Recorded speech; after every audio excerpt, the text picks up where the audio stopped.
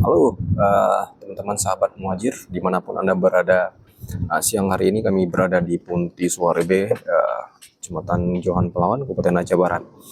Nah, untuk siang ini kata kuncinya adalah kita jangan sering menyalahkan orang lain, apalagi dalam pekerjaan ya.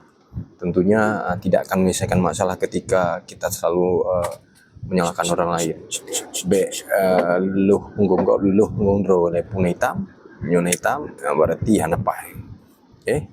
Nah, intinya ledat danyo permasalahan, berbuatlah sesuai dengan jalur yang ada ya. Ya teman-teman, ini coba lihat. Oke, demikian petua hari ini ya. Jangan mencari kesalahan di dalam pekerjaan, tapi kerjalah sesuai dengan aturan, insya Allah berkah semuanya. Ya, teman-teman semuanya, itu petua hari ini. Ya, ingat, baik kendu, butiga mayang, kau, assalamualaikum.